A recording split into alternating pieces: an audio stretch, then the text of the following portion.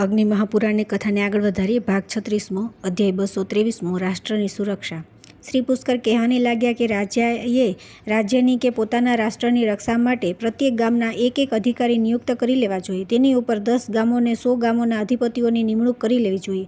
તે સર્વેના ભરણપોષણ માટે અલગ અલગ વ્યવસ્થા કરી લેવી જોઈએ. જો ગામમાં કોઈ દોષ ઉત્પન્ન થાય તો કોઈ પ્રશ્ન ઉત્પન્ન થાય તો ગ્રામના અધિપતિએ તેને શાંત પાડવો. જ્યારે રાજ્ય ભલીભાંતિ સુરક્ષિત હોય ત્યારે રાજાને તેના તરફથી ધનની પ્રાપ્તિ થાય છે. ધનવાન ધનનું ઉપાર્જન કરે. જેવી રીતે ગરમીમાં નદીનું પાણી સુકાઈ જાય છે, એવી જ રીતે ધન વિના સર્વ કાર્ય ચોપટ થઈ જાય છે.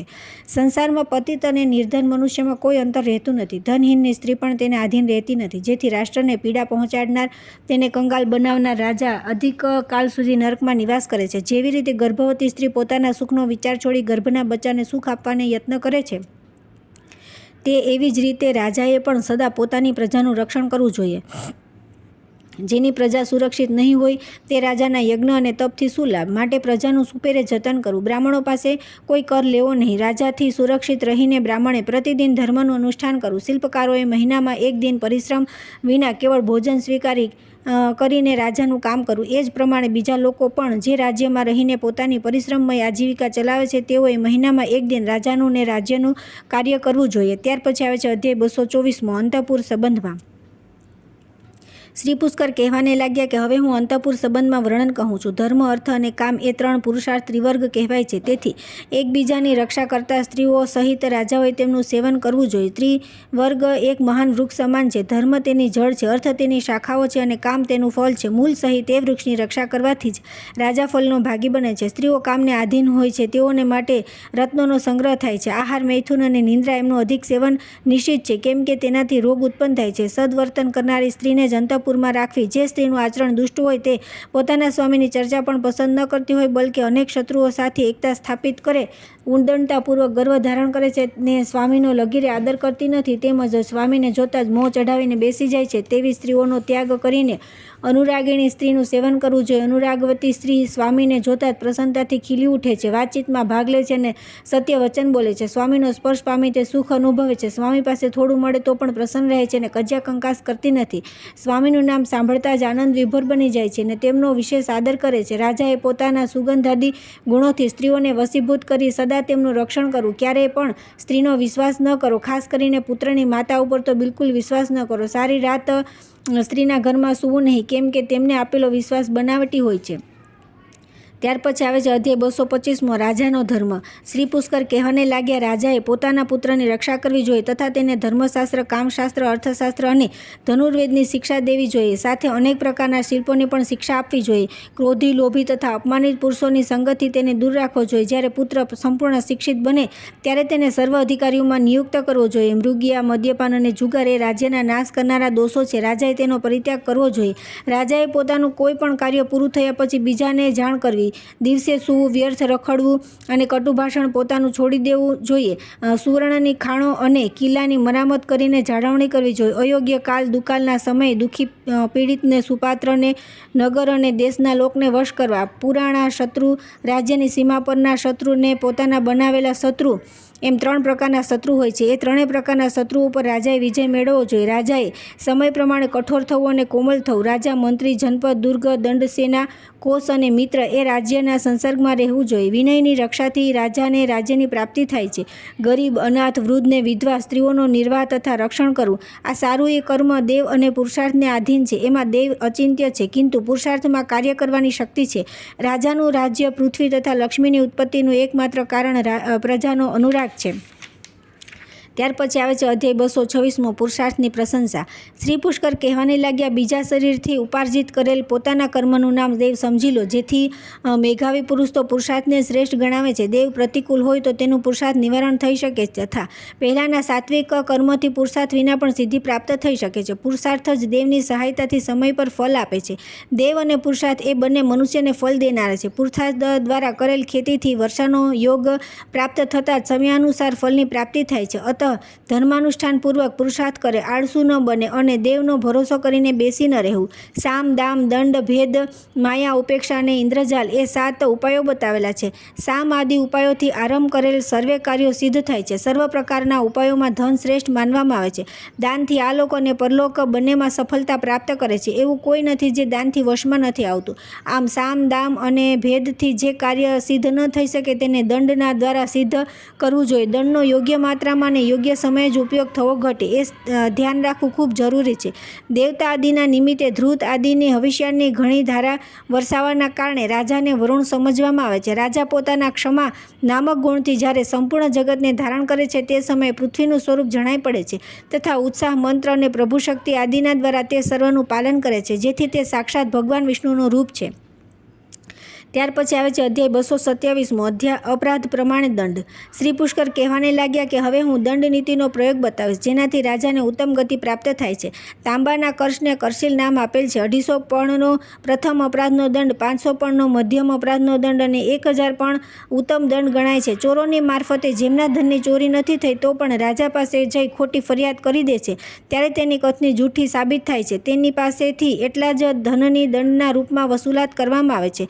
જૂઠી ગવાહી દેનારા ક્ષત્રિય, વૈશ્ય અને શૂદ્ર એ ત્રણેય વર્ણોને કઠોર દંડ દેવો જોઈએ, કિંતુ બ્રાહ્મણને કેવળ રાજ્યથી દૂર કરી દેવો. જેણે ધરોહર હડપ કરી લીધી હોય તેની પાસેથી ધરોહરની બરાબરીની કિંમત વસૂલ કરી લેવી. તેમ કરવાથી ધર્મની હાનિ થતી નથી. જે કોઈ જાણીબૂજીને બીજાનો સામાન વેચીને મારે છે તેને ચોરની સમાન જ દંડ કરી દેવો જોઈએ. ખેતીવાડી, ઘરગામ, જંગલ નષ્ટ કરનારા તથા રાજાને હેરાનગતિ દેનારાને ઉત્તમ પ્રકારનો દંડ એટલે કે ભારેમાં ભારે દંડ તથા સજા કરવી જરૂરી છે. જે ન્યાય અનુસાર પરાજિત થયેલા હોવા છતાં પોતાને અપરાજિત માનતા હોય તેવાને 2 ગણો દંડ કરી દેવો. જે આમંત્રિત નહીં હોય એવા અયોગ્ય પુરુષને લાવનારો વધ કરવાને યોગ્ય બને છે. જે મનુષ્ય અપરાધી હોવા છતાંય દંડ દેનારા પુરુષના હાથમાંથી છૂટીને ભાગી જાય છે તે પુરુષાર્થથી હીન છે, દંડ કરતાને ઉચિત છે. એવા ભીરુ મનુષ્યને શારીરિક દંડ નહીં દેતા તેની ઉપર ધનના 2 ગણો દંડ લગાડી દેવો. ત્યાર પછી આવે છે અધ્યાય 228 યુદ્ધનો વિચાર.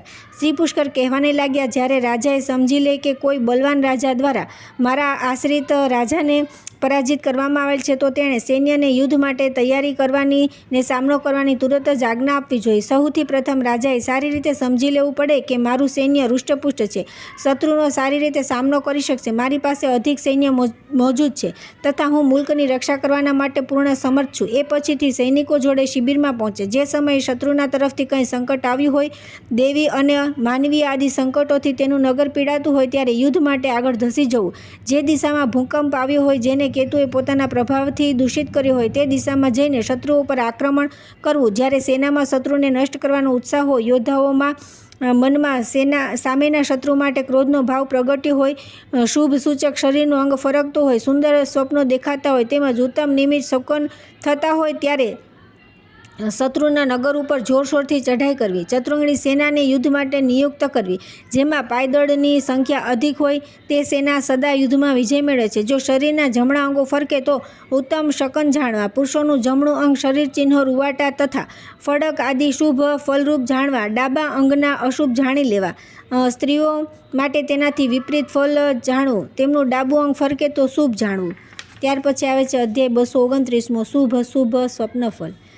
શ્રી પુષ્કર કહેવાને લાગ્યા કે હવે હું શુભાશુભ સ્વપ્નોનું વર્ણન કહું છું તથા દુઃસ્વપ્ન નાશનો ઉપાય પણ જણાવીશ. નાભીના સિવાયના શરીરના અન્ય અંગોમાં તૃણ તથા વૃક્ષનું ઉગવું, કામના વાસણો મસ્તક ઉપર રાખીને ફોડવા, માથું મુંડાવવું, નગ્ન હોવું, કીચડ લપેટવો, હિંડોળા પર ચઢવું, સર્પોને મારવા, લાલ ફૂલોવાળા વૃક્ષો જોવા, ચાંડાલને જોવો, સુવર, કૂતરા, ગધેડા ઉપર ચઢવું, ખીચડી ખાવી, ધ્વજાનું તૂટી પડવું, સૂર્યને ચંદ્રનું પડવું, નદીમાં ડૂબીને નીચે જવું, રાજા ગુરુ વગેરેનો કોપ થવો, જલથી સ્નાન કરવું, પોતાના અંગની હાનિ, દક્ષિણ દિશા તરફ ચાલ્યા જવું તેમજ રોગથી પીડિત થવું, ઘરોનું પડવું, ઘરમાં ઝાડુ મારવું, પિશાચો અને રાક્ષસો સાથે ખેલકૂદ કરવી, શત્રુથી અપમાનિત થવું, ગેરુઆ વસ્ત્ર ધારણ કરવા, તેલથી નાહવું, લાલ ફૂલોની માળા પહેરવી વગેરે સર્વે અશુભ સ્વપ્નો જાણવા અને તે ફળ પણ અશુભ હોય છે. તેને બીજાની સમક્ષ કદી પ્રગટ કરવું નહીં. એવા બુરા સ્વપ્નો જોવાઈ ગયા હોય તો તેને પાણી પીને ફરીથી સૂઈ જવું અને ઉઠ્યા પછી સ્વપ્નદોષની શાંતિ માટે સ્નાન, બ્રાહ્મણનું પૂજન, તલનું હવન, બ્રહ્મા, વિષ્ણુ, શિવ અને સૂર્યના ગણોની પૂજા, સ્તુતિ તથા પુરસ્તુતિ આદિનો જપ કરવો જોઈએ. રાત્રિના પહેલા પ્રહરનું સ્વપ્ન 1 વર્ષ સુધી ફળ આપે છે, બીજા પ્રહરનું 6 મહિના અને ત્રીજા પ્રહરનું 3 મહિના ફળ આપે છે. અરુણોદય સમયનું સ્વપ્ન 10 દિવસમાં ફળ પ્રગટ કરે છે. વળી શુભ સ્વપ્ન જોયા પછી કદી સૂઈ રહેવું નહીં. સ્વપ્નમાં પર્વત, મહેલ, હાથી, ઘોડા ઉપર ચઢવું શુભ છે. જો આકાશમાં સફેદ ફૂલોથી છવાયેલું વૃક્ષ જોવા મળે તો ઉત્તમ જાણો. સફેદ ફૂલોની માલા, શ્વેત વસ્ત્ર ધારણ કરવું તે અતિ શુભ છે. દેવતા ગુરુની પ્રસન્નતા, જલથી પોતાનો થતો અભિષેક એ સ્વપ્ન રાજ્ય પ્રદાન કરનારા છે. બળદ, હાથી, મહેલ, પર્વત, વૃક્ષ ઉપર ચઢવું તથા શરીરને ઘી અડી જવું કે અગમ્ય સ્ત્રી સાથે સહવાસ થવો એ શુભ સ્વપ્નો છે. ત્યાર પછી આવે છે અધ્યાય 230મો, શુકનના પ્રકાર. શ્રી પુષ્કર કહેવાને લાગ્યા કે હવે હું શુભ અશુભ શુકનનું વર્ણન કહું છું. શ્વેત વસ્ત્ર, સ્વચ્છ જલ, ફળોથી છવાયેલું વૃક્ષ, નિર્મલ આકાશ, ખેતરમાં ઉભેલા મોલ, કાળું ધાન્ય એ સર્વે યાત્રાના સમયે જોવા મળે તો અશુભ છે. રૂ, ધન, ગૃહ, નગ્ન સાધુ, પાગલ માનવી, હિજડા, ગર્ભિણી સ્ત્રી, વિધવા સ્ત્રી, મૃત્યુ, રાગ, ખોપડી, ફૂટેલું વાસણ વગેરે યુદ્ધયાત્રા સમયે સામેથી મળે તો અશુભ ગણાય છે. ચાલ્યો આવો શબ્દ આગળથી સંભળાય તો શુભ છે, કિંતુ પાછળથી સંભળાય તો અશુભ છે. જાઓ શબ્દ પાછળથી સંભળાય તો શુભ છે, કિંતુ પાછળથી સંભળાય તો અશુભ જાણો. ક્યાં ચાલ્યા, ઊભા રહો, ત્યાં જવાથી શું ફાયદો? આવા શબ્દો સામે આવી કંઈ બોલે તો અશુભ જણાય. જો ધ્વજ વગેરે ઉપર ચીલ, પંખી બેસે કે ઘોડા, હાથી વગેરે વાહન ચાલતા ગબડી પડે, હથિયાર તૂટી જાય, છત્ર કે વસ્ત્રને કોઈ પાડી દે તો એ સર્વ અપશુકન મૃત્યુનું કારણ બને છે. ભગવાન શ્રી વિષ્ણુની પૂજા કરવાથી અને સ્તુતિ કરવાથી સર્વ અમંગલનો નાશ થાય છે. યાત્રાના સમયે શ્વેત પુષ્પોના દર્શન શુભ ગણાય છે. પાણીનું ભરેલું બેડું કુંવારી કન્યા સામેથી લઈને મળે તો ઉત્તમ શકુન થયા કહેવાય છે. માછલી, કોલાહલ, એકલો, વૃદ્ધ પુરુષ, બકરા, હાથી, દેવ પ્રતિમા, પ્રજ્વલિત અગ્નિ, દુર્વા, વૈશ્ય, સોના, ચાંદી, રત્ન, તાજું છાણ, છત્રી, તલાવાર, ફળ, ઘી, દૂધ, દહીં, અક્ષત, દર્પણ, મધ, શંખ, ભક્તોના ભજન, મેઘગર્જના, વીજળીના ચમકારા, મનનો સંતોષ એ સર્વે શુભ શુકન છે. એક તરફ સર્વે પ્રકારના શુભ શુકન અને બીજી તરફથી મનની પ્રસન્નતા એ બંને બરાબર છે. ત્યાર પછી આવે છે અધ્યાય 231મો, શકુનના ફળ. શ્રી પુષ્કર કહેવાને લાગ્યા રાજાને ઉતરવાને માટે, જવા માટે તથા પ્રશ્ન કરતી સમયે થનારા શુકન તેના દેશ અને નગર માટે શુભ અને અશુભ ફળની સૂચના આપે છે. શુકન 2 પ્રકારના હોય છે, દીપ્ત અને શાંત. દેવનો વિચાર કરનારા જ્યોતિષોએ સંપૂર્ણ દીપ્ત શુકનોના ફળ અશુભ તથા શાંત શુકનોના ફળ શુભ બતાવ્યા છે. દિનમાં વિચરનારા પ્રાણી રાત્રિમાં અને રાત્રિએ વિચરનારા દિનમાં જોવા મળે તો તેને દીપ્ત અશુભ જાણવા જોઈએ. યુદ્ધ કે યુદ્ધની યાત્રા સમયે જો એ પ્રાણી, જીવો, હંસ, મૃગ, બિલાડા, રીંછ, સર્પ, નેવલા, ઊંટ, વ્યાઘ્ર, મનુષ્ય, કોયલ ઝુંડ બાંધીને ટોળામાં સામેથી આવે તો વિજય અપાવનારા છે. પ્રસ્થાન કાળમાં જો મૃગ આગળ ચાલે તો તે પ્રાણ લેનારા છે. જો દક્ષિણ દિશામાં હોય તો શુભ મનાય છે. યાત્રા કાળમાં સર્પ, ખરગો, સુવર, ગોધાનું નામ લેવું શુભ ગણાય છે. રીંછ અને વાનરોનું વિપરીત દિશામાં દેખાવ અનિષ્ટકારક હોય છે. જો રસ્તામાં સૂર્યની તરફ ઉઠતી કોઈ એવી જ્વાલા દેખાઈ પડે જેના ઉપર દ્રષ્ટિ પડવાથી જ મનુષ્યના રૂવાટા ખડા થઈ જતા હોય અને સેનાના વાહન ભયભીત બની જતા હોય તો તે ભયને વધારનારા હોય છે. મહાન ભયની સૂચના દેનારા છે એવું સમજવું જોઈએ. જો પહેલાં કોઈ ઉત્તમ દેશમાં સારંગના દર્શન થાય તો તે મનુષ્ય માટે 1 વર્ષ સુધી શુભની સૂચના આપે છે. તેને જોવાથી અશુભમાં પણ શુભ બની જાય છે. જેથી યાત્રાના પ્રથમ દિવસે મનુષ્ય એવા ગુણવાળા કોઈ સારંગના દર્શન કરે તથા પોતાના માટે 1 વર્ષ સુધી ઉપયુક્ત શુભ ફળની પ્રાપ્તિ થવાનું સમજે. ત્યાર પછી આવે છે અધ્યાય 232મો, શુકનના સ્વરૂપ. શ્રી પુષ્કર કહેવાને લાગ્યા કે હવે હું કાગડા, કૂતરા, ગાય, ઘોડા અને હાથી આદિ દ્વારા થનારા શુભાશુભ શુકનોનું વર્ણન કહું છું. જે માર્ગેથી 72 કાગડાઓ શત્રુના નગરમાં પ્રવેશ કરે છે તે માર્ગેથી શત્રુની છાવણી ઉપર ઘેરો નાખવાથી તે નગરના ઉપર પોતાનો અધિકાર પ્રાપ્ત થાય છે. જો કોઈ સેના અથવા સમુદાયમાં ડાબી તરફથી ભયભીત કાગડાઓ રડતા કકડતા પ્રવેશ કરે તો તે આવનારા ભયાનક ભયની ઘોષણા કરે છે તેમ જ જાણવું. છાયા, વાહન, છત્રી અને વસ્ત્ર આદિ દ્વારા કાગડાને કચડી નાખવાથી પોતાની ઉપર મૃત્યુના હુમલાનું સૂચન મળે છે. અન્ન આદિથી તેનું ઇષ્ટ કરવાથી આપણું શુભ થાય છે. જો કાગડો દરવાજા ઉપર વારંવાર આવીને બેસે તો ઘેરે કોઈ પરદેશી મહેમાન પધારવાની સૂચના છે. જો કોઈ લાલ અથવા સળગેલી વસ્તુ મકાન ઉપર કાગડો નાખે તો તે મકાનને આગ લાગવાની સૂચના જાણવી. કાગડો મૂટી નાખે તો રાજ્ય મળે. યાત્રા કરનાર સામેથી કાગડો આવે તો કલ્યાણકારી છે. સેના છાવણીમાં જમણા ભાગે કૂતરો આવે તો વિનાશનું સૂચન છે. જો તે ડાબા અંગને સૂંઘે તો કાર્યની સિદ્ધિ છે. જો કૂતરો રસ્તો રોકી ઊભો રહે તો ચોરનો ભય છે. મોંમાં જોડો લઈ સામે આવે તો શુભ શુકન છે. કૂતરો મૂત્ર ત્યાગીને શુભ સ્થાન તરફ જાય તો કાર્ય સિદ્ધ થાય છે. ગાય ગાય અકારણ ભાંભરવા લાગે તો માલિકના ઉપર ભય છે. રાત્રે ભાંભરવાથી ચોરનો ભય થાય છે. જેનું શરીર ભીનું હોય ને પ્રસન્ન હોય તે શુભ છે.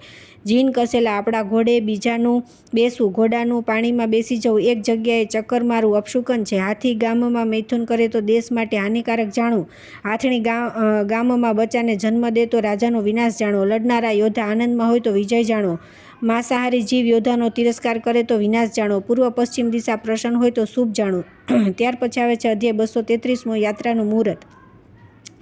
શ્રી પુષ્કર કહેવાને લાગ્યા કે હવે હું રાજધર્મનો આશ્રય લઈ સર્વની યાત્રાના વિષયમાં કહું છું. જ્યારે શુક્ર અસ્ત હોય અથવા નીચ સ્થાનમાં હોય, અંધ હોય, શત્રુ રાશિ ઉપર વિદ્યમાન હોય અથવા પ્રતિકૂળ સ્થાનમાં સ્થિત હોય તો યાત્રા ન કરવી. બુધ પ્રતિકૂળ સ્થાનમાં સ્થિત હોય તથા દિશાનો સ્વામી ગ્રહ પણ પ્રતિકૂળ હોય તો યાત્રા ન કરવી. વેદ્યુતિ, વ્યતિપાત, નાગ, શકુની, ચતુષ્પાત તથા વિઘ્ન યોગમાં પણ યાત્રા કરવી નહીં. વિપત, મૃત્યુ, પ્રત્યરી અને જન્મ એ તારાઓમાં, ગંડ યોગમાં તથા રિક્તા તિથિમાં યાત્રા ન કરવી. વાયવ્ય કોણથી લઈને તે અગ્નિકોણ સુધી જે પરિઘ દંડ રહે છે તેનું ઉલ્લંઘન કરી યાત્રા નહીં કરવી. રવિ, સોમ અને શનિ એ દિવસો યાત્રા માટે શુભ નથી. છાયામાન સર્વે કર્મો માટે વિહિત છે. જન્મ લગ્નમાં તથા સામે ઇન્દ્રધનુષ ઉદિત થયેલ હોય તો મનુષ્ય યાત્રા ન કરવી. શુભ સુકન આદિ થાય ત્યારે શ્રીહરિનું ચિહ્ન સ્મરણ કરતા વિજય યાત્રા કરવી. રાજમંડળનો વિચાર કહું છું. રાજાએ સર્વે પ્રકારે રક્ષા કરવી જોઈએ. રાજા, મંત્રી, દુર્ગ, કોષ, દંડ, મિત્ર અને જનપદ એ સાતે અંગોએ મળીને રાજ્યમાં વિઘ્ન નાખનારાનો નાશ કરવો જોઈએ. રાજાએ સર્વ મંડળોની વૃદ્ધિ કરવી. શત્રુ, મિત્ર, અરિમિત્ર, મિત્ર તથા અરિમિત્ર મિત્ર એ 5 મંડળની આગળ રહેનારા છે. કોઈ પણ કોઈનું શત્રુ કે મિત્ર નથી હોતું. સર્વે કોઈ કારણસર એકબીજાના શત્રુ કે મિત્ર બને છે. શત્રુઓના 3 ભેદ હોય છે: કુલ્ય, અનંતર અને કૃત્રિમ. તેમાં પૂર્વ શત્રુ ભારે છે. કૃત્રિમ કરતાં અનંતર અને અનંતર કરતાં કુલ્ય વધુ ભયાનક હોય છે. પાષણીગ્રાહ રાજા શત્રુનો મિત્ર હોય છે. જેથી નાના પ્રકારના ઉપાયો દ્વારા પાષણીગ્રાહને શાંત રાખવું, પોતાના વશમાં રાખવું. પ્રતાપદીન શત્રુથી ભય નથી. વિજિગીષુ રાજાએ ધર્મ વિજયી થવું જોઈએ. લોકોને એવા પ્રકારે વશમાં રાખવા કે કોઈની ઉપર ઉદ્વેગ ન થાય અને સહુની ઉપર વિશ્વાસ જામેલો રહે. ત્યાર પછી આવે છે અધ્યાય 234 દંડના પ્રકાર. શ્રી પુષ્કર કહેવાને લાગ્યા કે સામ, દાન, દંડ ને ભેદનો શત્રુના દેશમાં ઉપયોગ કરવો. ગુપ્ત અને પ્રકાશ 2 પ્રકારના દંડ કહેવાય છે. લૂંટ કરવી, ગામને ઉજળ બનાવી દેવું, ખેતી નષ્ટ કરી દેવી અને આગ લગાડી દેવી એ પ્રકાશ નામનો દંડ કર્યો કહેવાય. ઝેર આપવું, ચૂપકીદીથી આગ લગાડવી, નાના પ્રકારના મનુષ્યો દ્વારા કોઈનો વધ કરાવી દેવો, સત્પુરુષોની ઉપર દોષ લગાડવું અને પાણીને દૂષિત કરવું તે ગુપ્ત દંડ છે. જ્યારે એવું માલુમ પડે કે અમુક વ્યક્તિ શત્રુ થઈ જવા છતાં મારી કંઈ હાનિ કરી શકે તેમ નથી અને હું પણ આ સમયે તેનું કંઈ બગાડી શકું તેમ નથી, તે સમયે ઉપેક્ષા કરી જવી જોઈએ. હવે માયામય કપટપૂર્ણ ઉપાયો સાંભળો. રાજા જૂઠા ઉત્પાતોનું પ્રદર્શન કરી શત્રુને ઉદ્વેગમાં નાખી દે છે. શત્રુની છાવણીમાં રહેનારા સ્થૂલ પક્ષીની પૂંછડીએ સળગતો ખૂબ લાંબો કાકડો બાંધીને તેની છાવણીમાં ઉડાડી દે છે. જેથી એવો દેખાવ ઉત્પન્ન થાય છે કે છાવણીમાં ઉત્કાપાત મચી ગયો છે. જ્યોતિષને તપસ્વી જઈને શત્રુને કહે કે તમારો વિનાશનો યોગ છે. પૃથ્વી ઉપર વિજય મેળવવા રાજા શત્રુ સામે માયા રચી ખોટે ખોટે ઉત્પાત મચાવી તેને હરાવી દે છે. હવે ઇન્દ્રજાલની વાત કહું. રાજાએ સમય અનુસાર ઇન્દ્રની માયાનું પ્રદર્શન કરવું. શત્રુ સામે એવો દેખાવ કરે કે મારી સહાયતા માટે દેવતાઓની ચતુર્ંગણી સેના આવી ગઈ. પછી શત્રુ સેના ઉપર હુમલો તેમને મારી હટાવે. સંધિ, વિગ્રહ, યાન, આસન, ધ્યેયભાવ અને સંશ્રય એ 6 ગુણ કહેવાય છે. કોઈ શરત ઉપર શત્રુની સાથે સંધિ કરવી તેને મેળ કહે છે. યુદ્ધથી હાનિ પહોંચાડવી તે વિગ્રહ છે. શત્રુ ઉપર ચઢાઈ કરવી તે યાન છે. વિગ્રહ છોડીને પોતાના સ્થાને સ્થિત રહેવું તે દ્વેવીભાવ છે. ઉદાસીન અથવા મધ્યમ રાજાની શરણ લેવું તે સંશ્રય છે. જે આપણાથી અધિક હોય તેની સાથે સંધિ કરી લેવી. નિર્બળ હોય તેની સાથે વિગ્રહ કરવો. જો કોઈની શરણાગત લેવાથી અધિક લાભ થતો હોય તો રાજાએ સંશ્રયનું અવલંબન કરવું જોઈએ. સર્વ પ્રકારની શક્તિનો નાશ થઈ જાય ત્યારે જ બીજાની શરણાગતિ લેવી જોઈએ. ત્યાર પછી આવે છે અધ્યાય 235 રાજવીનું દૈનિક કર્મ. શ્રી પુષ્કર કહેવાને લાગ્યા કે હવે રાજવીનું દૈનિક કર્મ કરવાનું કહું છું. જ્યારે 2 ઘડી કાળ બાકી રહે ત્યાં રાજાએ નાના પ્રકારના વાદ્યો, સ્તુતિ તથા મંગલ ગીતોનો ધ્વનિ સાંભળીને નિંદ્રાનો ત્યાગ કરવો. તે પછી ગુપ્તચરને મળવું. તે પછી વિધિસર ઉપજને ખર્ચનો હિસાબ જાણી લે. પછીથી શૌચ આદિથી નિવૃત્ત થઈને રાજાએ દંત ધાવનને સ્નાન કર્મ કરવું. પછીથી સંધ્યોપાસના કરીને ભગવાન શ્રી વાસુદેવનું પૂજન કરવું જોઈએ. તે પછી રાજાએ પવિત્રતાપૂર્વક અગ્નિમાં આહુતિ અર્પવી. પછી હાથમાં જલ લઈ પિતૃઓનું તર્પણ કરવું. પછીથી બ્રાહ્મણોના આશીર્વાદ લઈ તેમને સુવર્ણ સહિત દૂધ દેનારી ગાયોનું દાન અર્પિત કરે. સર્વ કાર્યથી નિવૃત્ત થઈ ચંદન અને આભૂષણ ધારણ કરે, દર્પણમાં પોતાનું મુખારવિંદ જુએ, સાથે સુવર્ણયુક્ત ધૃતમાં પણ જુએ, પછી દૈનિક કથા વગેરેનું શ્રવણ કરવું, વૈદ્ય બતાવેલી દેવાનું સેવન કરવું, માંગલિક વસ્તુનો સ્પર્શ કરે, પછી ગુરુના દર્શન કરીને તેમના આશીર્વાદ લઈને સભામાં પ્રવેશ કરે, સભામાં બિરાજમાન થઈ રાજા, બ્રાહ્મણો, અમાત્યો અને મંત્રીને મળે, પ્રજાને પણ દર્શન આપે, રાજ્યનું કાર્ય જોઈ તપાસી લે, મંત્રણાને છુપાવી રાખે, રાજાએ જ્યોતિષીને મંત્રીઓની વાત જરૂર માનવી, દાન વગેરે પછી રાજા ભોજન કરે, પ્રતિદિન શાસ્ત્રોનું ચિંતન કરે, યોદ્ધાઓ અન્નભંડાર શાસ્ત્રાગારનું નિરીક્ષણ કરે, દિવસના અંતમાં સંધ્યા કરીને અન્ય કાર્યોનો વિચાર કરે, રાત્રિ ભોજન પછી અંતઃપુરમાં જવું, ત્યાં સંગીતને વાદ્યથી મનોરંજન કરવું, સૂઈ જવું તથા અન્ય પહેરેગીરોની રક્ષા માટે પ્રબંધ કરી લેવો, રાજાએ પ્રતિદિન એ રીતે કરવું.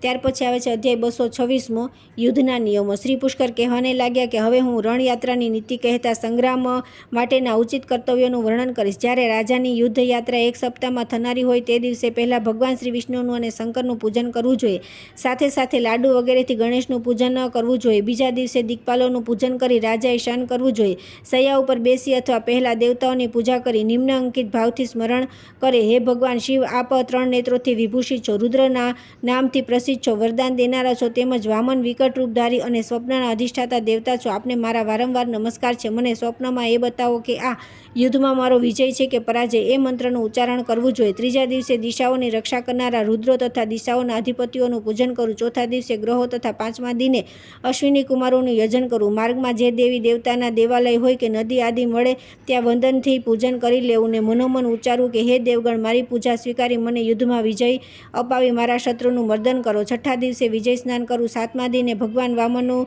પૂજન કરવું. 1 કોસ યાત્રા કરીને અટકી જવું. દેવોનું પૂજન કરવું.